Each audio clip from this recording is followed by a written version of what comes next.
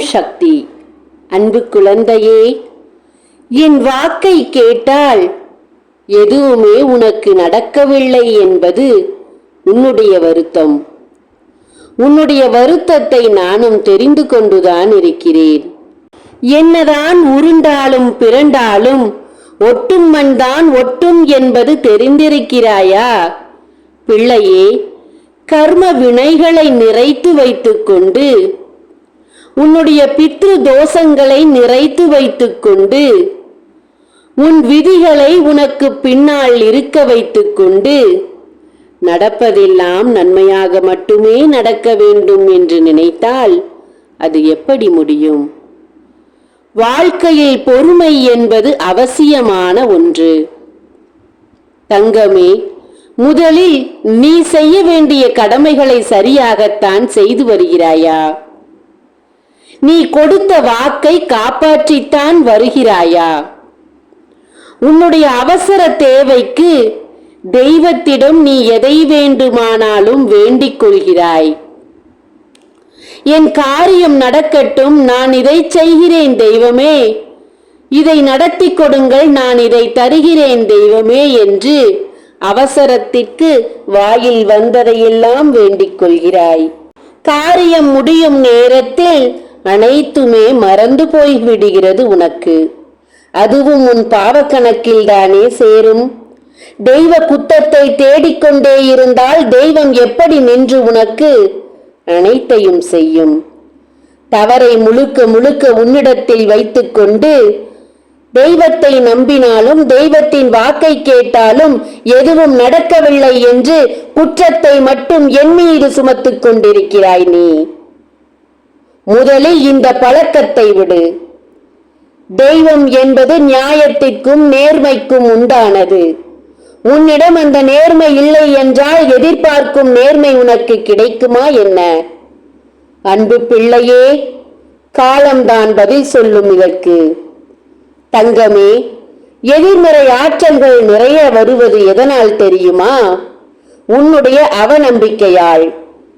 முதலில் தெய்வத்திடம் கேட்பது என்ன தெரியுமா? என் கர்மாவை அழித்து விடு.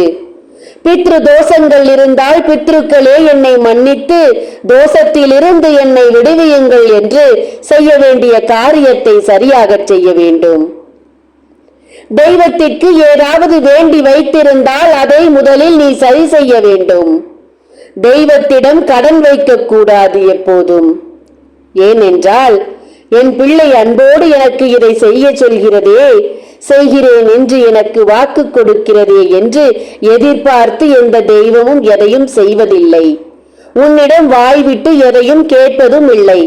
ஆனால் நீயே தருகிறேன் என்று சொல்லிவிட்டு அதை தராமல் ஏமாற்றினால் எந்த தெய்வமும் உன்னை மன்னிக்காது என்பது உண்மை. தங்கமே, நான் சொல்வது புரிகிறதா இல்லை புரியாதது போல இப்போதும் நடிக்கிறாயா? அதனால் உன்னைக்கு துன்பங்கள் தொடரும் என்று நான் சொல்லவில்லை. மன்னிப்பு கேட்க வேண்டும். மறந்ததை நினைவு கூற வேண்டும். செய்கிறேன் என்ற வார்த்தையை யாருக்கு எதற்கு கொடுத்தாயோ அதை நினைவு கூர்ந்து தெய்வத்தின் கடனை நிவர்த்தி செய்ய வேண்டும். நீ அன்பு பிள்ளையே, தெய்வம் என்றும் உன்னை நின்று காக்கும். தெய்வம் மனிதனைப் போல பழி வாங்காது. உன்னுடைய கர்மாவும் விதியும் உன்னை தொடர்ந்து கொண்டிருக்கும் இந்த நேரத்தில் சற்று நேரமாகத்தான் செய்யும் நடக்க வேண்டிய காரியங்கள்.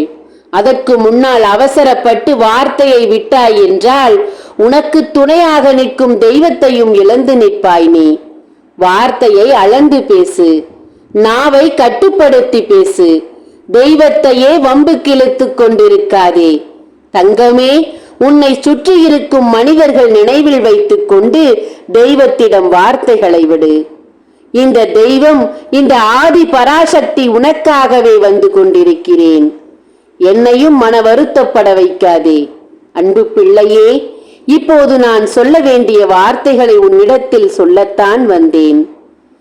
ஆமை வேகத்தில் உன் வீடு தேடி வருவதையும் முயல் வேகத்தில் உன்னை தேடி வந்து கொண்டிருப்பதையும் எதை உன் வீட்டிற்குள் விட வேண்டும் என்று என் பிள்ளையிடம் அனுமதி கேட்ட பிறகுதான் நான் அனுமதிப்பேன் என்று தடை செய்து உன் வாசலில் நிறுத்தி வைத்திருக்கிறேன் நான். ஏனென்றால் நீதான் சொல்கிறாயே எதுவுமே நடப்பதில்லை என்று. இதையாவது உன்னை கேட்டு செய்யலாம் என்றுதான் காத்திருக்கிறேன். ஆமை வேகத்தில் என்ன வருகிறது தெரியுமா? உனக்கு நடக்க வேண்டிய நல்ல காரியங்கள், உனக்கு வரவேண்டிய பணங்கள், உனக்கு வரவேண்டிய சந்தோஷங்கள், இப்படி எல்லாம் ஆமை வேகத்தில் தான் வந்து கொண்டிருக்கிறது. காரணம், இப்போதே நான் எல்லாம் சொல்லி முடித்து விட்டேன். முயல் வேகத்தில் என்ன வருகிறது தெரியுமா? அனைத்தும் உன் மனநிலை பொறுத்துத்தான் வந்து கொண்டிருக்கிறது. தெய்வத்தையே இப்போது பகையாக்கிக் கொண்டிருக்கிறாய் நீ. அன்பு பிள்ளையே, முதலில் தெய்வத்திடம் நட்பாகி தெய்வ காரியங்களை அதிகமாக்கு. தெய்வத்திற்கு வாக்கு கொடுத்துவிட்டு மறந்து விட்டாயே, அதை நிறைவேற்று முதலில். முயல் போல வந்து கொண்டிருப்பதை நான் அனுமதித்தால் நடக்கக்கூடாத காரியம் நடந்துவிடும். இந்த அன்னை என்றும் உனக்கு நல்லதைத்தான் செய்து வருகிறேன் என்று இன்று இல்லாவிட்டாலும் என்றோ ஒரு நாள் நீ அறிவாய். அப்போதும் நான் உனக்காக காத்திருப்பேன். இப்போதும் நான் உனக்காகத்தான் காத்திருக்கிறேன். என் வார்த்தையை கேட்டால் நல்ல அமைதி கிடைக்கும். இல்லை, தாயே, உன் வார்த்தை பொய் என்று தள்ளிவிட்டு போனாய் என்றால் நடக்கும் எதற்கும் எனக்கும் சம்பந்தம் இருக்காது கண்மணியே. புரிந்து கொள். நான் இப்போது ஆமை வேகத்தில் உன்னை தேடி வந்து கொண்டிருக்கும், வெகு தொலைவில் இருக்கும் அந்த நல்ல காரியத்தை உன் வீட்டிற்குள் அனுமதிக்கிறேன்.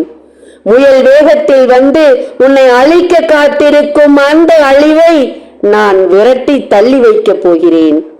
இது உனக்கு சம்மதமா? சம்மதம் என்றால் நீ விருப்பப்பட்ட காணிக்கையை உன் அன்னைக்கு கொடு. காத்திருக்கிறேன். ஓம் சக்தி. நன்றி.